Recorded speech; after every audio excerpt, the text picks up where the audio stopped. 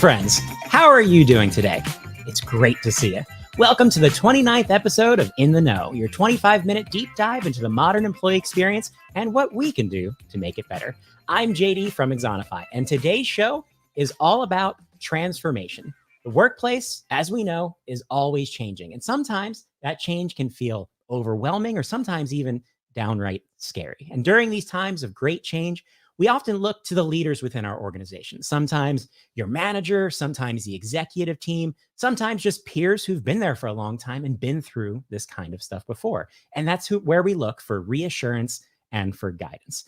And great leaders help us realize that change brings opportunity and that what feels like a breakdown is actually the first step to a breakthrough.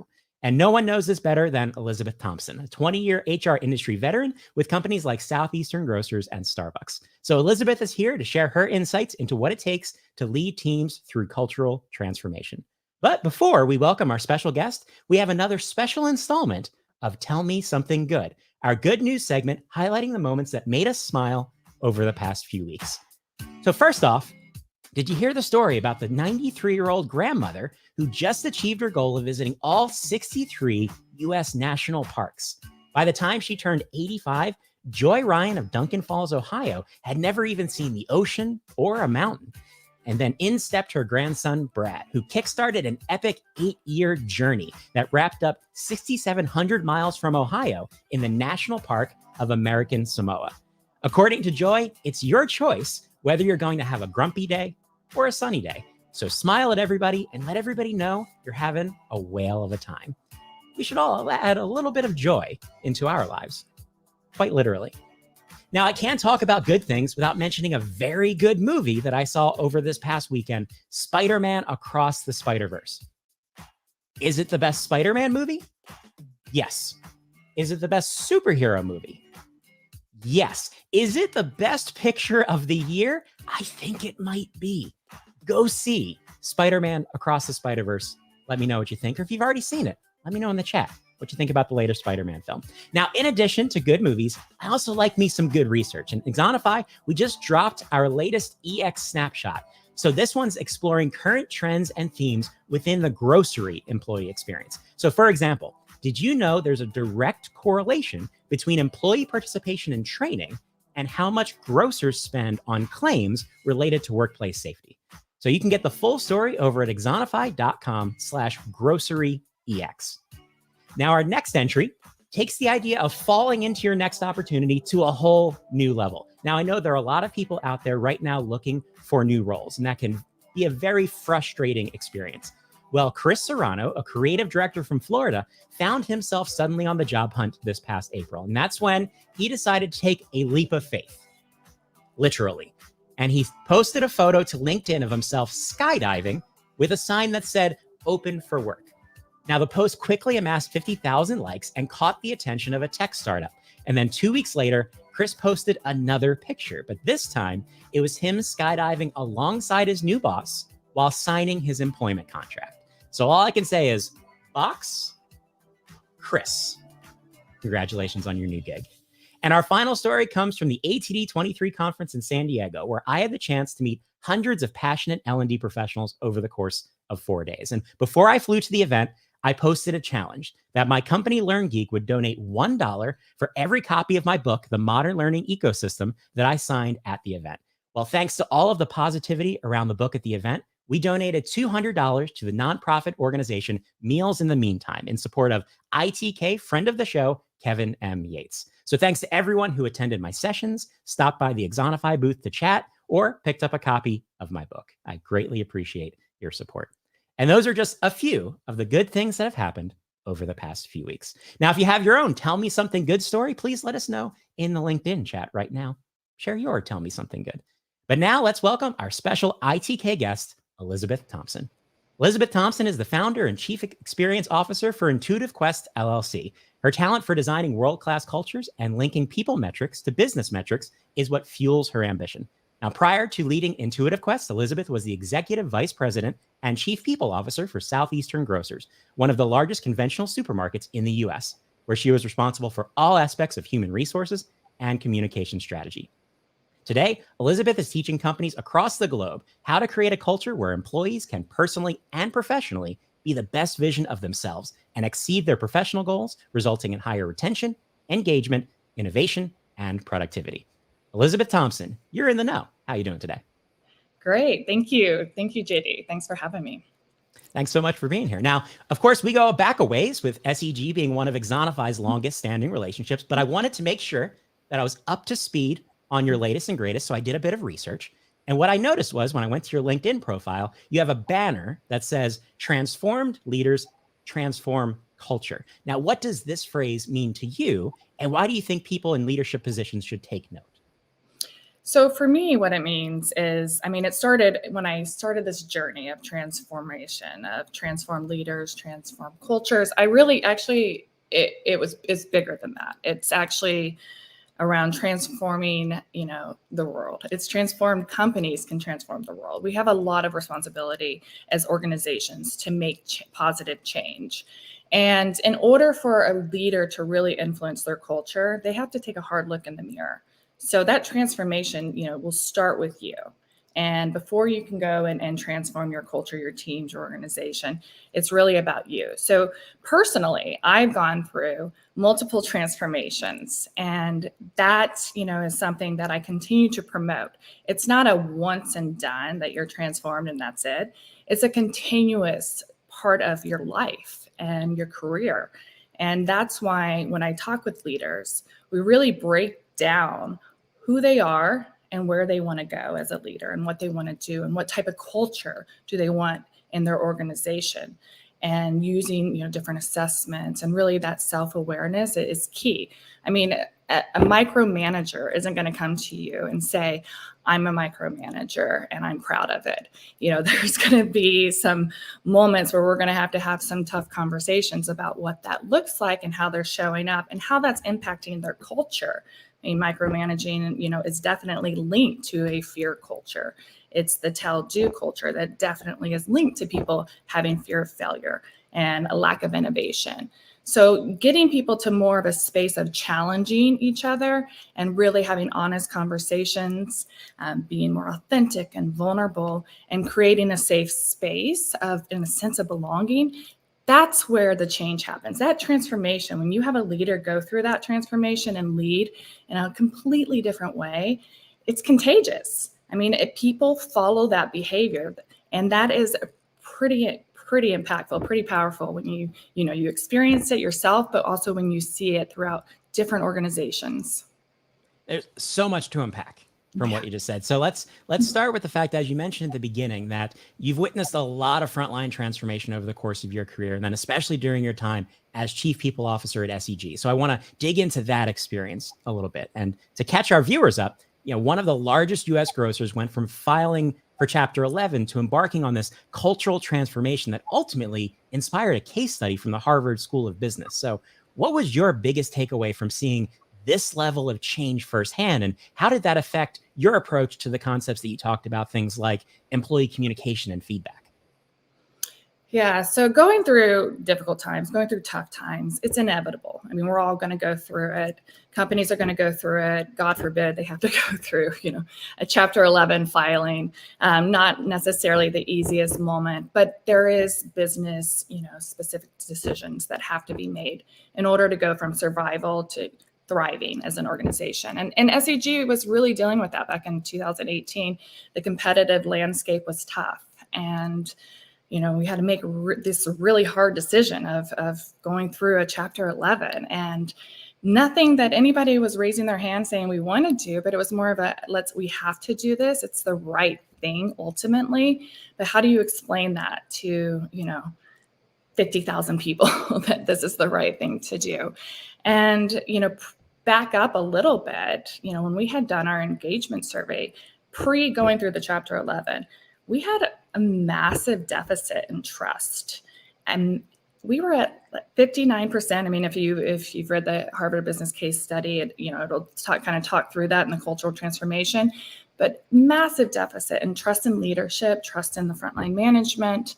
So we had a bit of work to do, and so really laying out what that looked like, as from communication, as you mentioned, was going to be super important for us. So being able to first focus, I mean, before even thinking about a Chapter 11, going through having to close stores and go through that process of delivering really tough messages, we needed to focus on trust. And so, back up to 2017 to 2018, that's what we did. And a lot of that was through communication. And it was through that, transformation that we went through as leaders. And it was through a new way, a way of being, not doing, but a way of communicating to people where they, knew that, look, we own it. We own that you don't trust us. And we've got to do something different. We need to communicate differently. We need to listen better. And we need to take action based on that listening. So really, breaking it down, this is where that vulnerability comes in and saying, I own this, as a leader. And trust is owned by the leadership, by the organization. It's earned. And so really, really being real with our associates and saying to them, we're going to make some changes and we're going to listen to you. Straight Talk Live was our version of a town hall, open Q&A. To ask anything, nothing was off the table. And, I never will forget, a few times, but one in particular of someone asking a really difficult question and challenging us, appropriately so. And in the past, they probably would have had their hands slapped. But with this new way of being, this new leadership, we actually praised them. We patted them on the back and said, thank you for asking the tough questions. Because that actually is a sign of that you're starting to trust us. And we're going to answer it. And we're going to be able to be real with you and give you the reasons and the why behind these decisions that we're making. And we know that over time, it's going to be little by little, we're going to, do what we need to do to earn back your trust. The engagement surveys, so many companies look at it and they look at their scores and they'll either pat themselves on the back and say, great, we're doing wonderful. Some don't, look at it and they say, okay, here's some things we should do and just kind of a check the box. But the ones who really do it right really listen, and they listen loudly, and they go through their engagement surveys and they say, here's the things. I mean, we got 30,000 verbatims. Here's the themes from what our associates are telling us. And in a timely manner, respond in a way that says we listened. And now here's specifically what we're going to do based on your feedback. Some things were easier, dress code, changing, a little bit easier than, overhauling our pay and benefit structure. But we did listen and over time did those things. So going back to, this time of the Chapter 11, as we built the foundation of trust, we actually went from 59% to 79% in the middle in 2018 of the 64 days we were in bankruptcy. And it was because of communication, because we didn't hide from the tough messages. We said, this is what we're doing. This is why we're doing it. We know this is hard. We empathize with that. And we are going to be here the whole way through telling you step by step what is happening, what's going on.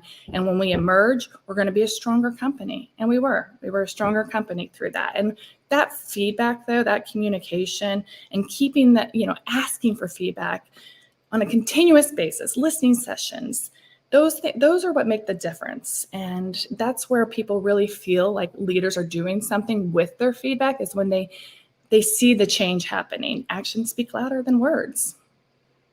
Absolutely. And around something that you said a couple of minutes ago around needing to earn trust, there's something else that I see a lot of times, especially online, this conversation around the concepts of management and leadership. And I often see people comparing those two ideas, and often leadership comes out looking like this superior concept and management is this outdated term or idea. So I'm curious to get your perspective on how you view the comparison around those two ideas. And do you think that is everyone that has a management role automatically a leader? Well, first off, the research will show you that there's very few people who are naturally born leaders. I think it's like 10%. So you got 90% out there who really need to be taught to lead. And so a lot of us go into, I was 22 years old when I was handed keys to my first store as an operator and as a store manager. And I only knew, a few key things to managing people and leading people. So thankfully I was with an organization, Starbucks, that put me through some robust training. And I'll never forget going through servant leadership program there. And those principles haven't changed. I mean, this was well over 20 years ago, and they haven't changed, these leadership principles. But the difference I see in management and leadership is management many times can be check the box. It can be very transactional. And leadership is a lot more than that. Leadership is about having vision. It's about motivating and inspiring other people. And so that's more of the transformational leadership. I mean, that's the ideal. That's what you want to bring to, whether it's you're in the front line and this is your store, this is your space. I mean, that you are the CEO of that store. So you're creating the culture there. You want to be able to motivate, inspire, even when you're not there. You don't want to just be checking the box, and so the other thing too, I think that's important is that people realize that you don't need a title to be a leader, and that we're all kind of renting our titles anyway. So it's really, to be a leader is someone who's willing to speak up, to have vision, to share ideas. And I think the best leaders are the ones who lead horizontally and upwardly, not just downwardly. Absolutely. And I feel your experience. I was 19 when I was handed my first set of keys. And I think one of the most important things I learned during my early years in management roles was that it's okay to not know everything. And that in a lot of cases, actually admitting that I didn't know everything actually helped me build relationships with my team members. So around the idea of vulnerability and being open, I'm curious can you think of an example when you've been especially inspired or surprised by someone in a leadership role getting vulnerable and what effect that had on employees? Yes. Yeah. So an example that comes straight to mind is actually, it was pre-COVID, and this was at Southeastern Grocers, and we were doing a DEI workshop with our district managers at a DM conference. And instead of just putting up slides and just kind of going through why this is important, what we did is more storytelling. And so the executive team got up and shared their own personal stories of what it feels like for them and throughout their career to, what inclusion feels like. And a couple of leaders really got super vulnerable, super real. And it was the energy in the room. It was game changing, and it set a new way of being in the company. It was finally, we were at a place where it wasn't leave your personal at the door. It wasn't don't bring your, full authentic self. It was completely opposite. Bring who you are to work, share those stories, get real with people, be vulnerable. And if the top they can do it, then throughout the organization, we hope everyone will continue to follow these behaviors. So, one of the stories that was shared, it was pretty emotional, but so real, and it wasn't scripted at all. And the district managers, saw that from a leader, that they could do that same thing. And so, and that was what the request was. That was the takeaway. Take this back to your stores, share your story. Have your store managers share their stories, with their employees. Let people get to know you. Being vulnerable is scary. And if you Google it, it doesn't have a lot of positive, connotations with it. It can sometimes mean that, you're vulnerable to be judged, attacked, whatever. But vulnerability is really powerful when you are, bringing your full authentic self. It teaches people how to be empathetic. You can't have empathy without vulnerability. So to kind of wrap this up, it was one of those fires that you want to take off. We say, leaders' job is to put out fires, not add fuel. This, on the other hand, was a fire we wanted to fuel. And it took off like wildfire throughout the organization of people really understanding we mean it when we say we want to create a culture of belonging. And we mean these things when we say we want everyone to bring their full authentic selves. These aren't just bumper stickers on the wall. This is something we really, really mean. And doing all of that and having leaders who are so open and vulnerable, that really set us up. This was pre-COVID. So when COVID arrived, it really set the stage for us to teach that empathy that needed to, was so necessary to navigate COVID. Now, I'm curious how, in the work that you do now with Intuitive Quest, how you go about helping organizations foster the type of culture that we're talking about. So when you're coaching people who are looking to build or maybe rebuild trust within their organization, or who want to make significant changes when it comes to ideas like belonging, diversity, and inclusion, what are the pillars that you really focus on and why?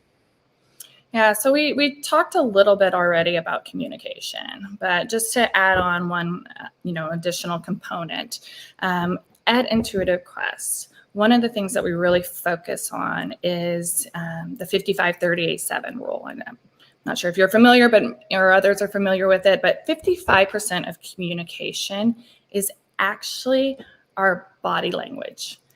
38% is our tone, and 7% is the actual words that we say. So when we're talking about communication and talking about leadership development and executive coaching, we really get into that bigger picture of the nonverbals. But that isn't something you can fake. Unless you're a really good actor, maybe you can pull it off. But most people, it needs to be genuine, and it's the energy inside of you. It's your thoughts, your beliefs that are coming out through your actions and your words. So that's super important. So that's one of the things we really, hone in on through communication.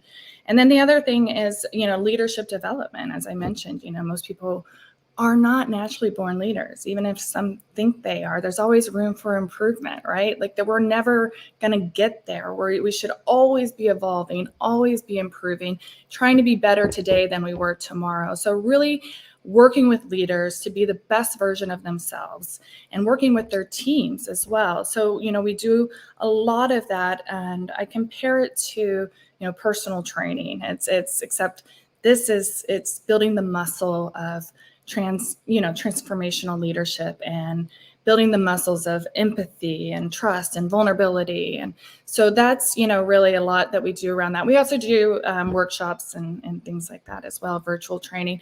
And then the third, pillar is data. In God we trust, everyone else bring us data. So it is so important that we make decisions through data. And, looking at how companies are using their people, their HR data is key to building a great company strategy. So a lot of times it's an afterthought for companies. So let's look at the people data. It really needs to be embedded into the organization. And, in the full picture really will tell you what's working well and what's not working well, and where there's smoke, and where there's smoke, there's fire. So, where to lean in. And so we really like to help companies and leaders with their data and making sure it's being used, and how they can, put a dollar sign next to it so that they can get the attention of their shareholders as well. So that's pretty, critical part of it. But in summary, it's the three pillars, right? Communication, leadership, development, and data.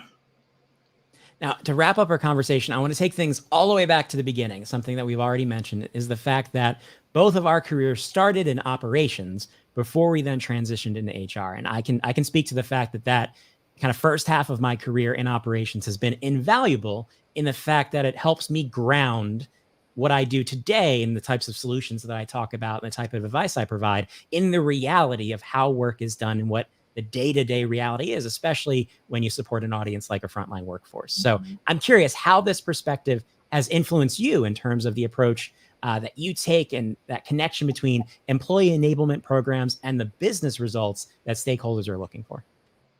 Yeah, it's influenced me. I mean, it still influences me every single day. You never forget where you came from. I mean, this, JD, you and I have similar stories in that way, that we were, very young when we got our keys to our first store and learning to lead people, but also being in operations, being a store manager, being in the front line, understanding the challenges that you have every single day.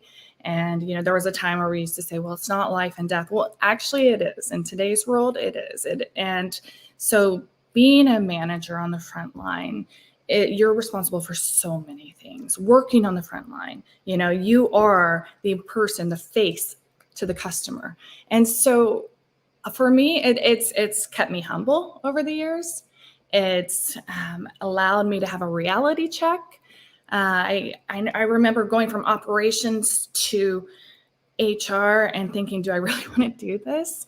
Because it makes me also be empathetic to what operators have had to deal with from, call it, the support center. Some, in some cultures, it's the ivory tower, but it's, you never want to put a program that you haven't received feedback from the front line on into your stores. You will be looked at like you're absolutely insane. And I've been there. I've been an operator where things came from the support center that were designed by HR or whoever. And I'm like, this doesn't work. Like, no. So I have over the years made sure that is something that we have always been able to do. And that, increases the adoption rate so much when you bring the front line with you when you're implementing a program. And I get, you get a little bit of street cred too in having that background in operations. I'm a huge fan of, anybody in HR who has a background in operations. I can confidently say that there are things that you learn as a 25-year-old roller coaster manager that you do not learn in a corporate office or in an MBA program. So with that deep and insightful comment, Elizabeth Thompson, I'd like to thank you so much for joining us today on In the Know. Where can people go if they want to learn more about the work you're doing with Intuitive Quest and just follow your great insights along the way? Yeah. I'll keep it simple. So just, follow Intuitive Quest on LinkedIn. There's a link to our landing page. We are a research-based transformational consulting firm. So please follow us. We share articles every so often. We'll keep people in the know as well as, venues like this in the know.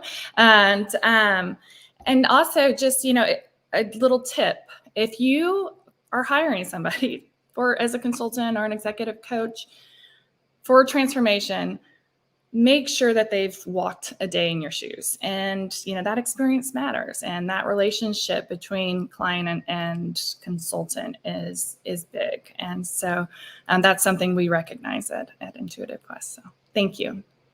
No, thank you so much to Elizabeth Thompson for sharing her insights into the critical role leadership plays in enabling transformation in the modern workplace. But we're not saying goodbye to Elizabeth for long because she's one of our featured speakers at Exonicon, our Exonify community event happening this October. So Elizabeth is going to be on our main stage sharing her perspective on how organizations can support the whole human in today's workplace. So find out how you can join us in person in Nashville this October at exonify.com/Exonicon. Did you have a good time today? Well, then be sure to subscribe to ITK. Head over to exonify.com/ITK to sign up for show announcements and reminders. You can check out the entire ITK collection on the Exonify YouTube channel or listen to In the Know on your favorite podcast app. I'll see you again in 2 weeks for the next episode of In the Know on Wednesday, June 21st at 11:30 a.m. Eastern. Until then, I've been JD. Now you're in the know. And always remember to ask yourself the important questions. Like, did you remember to turn off the stove? Now you're thinking about it, aren't you? You're welcome. See you next time. In the Know is produced by Sam True, visual design by Mark Anderson. Additional production support by Risha McCutcheon, Andrew Miller, Malia Bernard, and Megan Kay. The show is written and hosted by JD Dillon. ITK is an Exonify production. For more information on how Exonify helps frontline workers learn, connect, and get things done, visit exonify.com.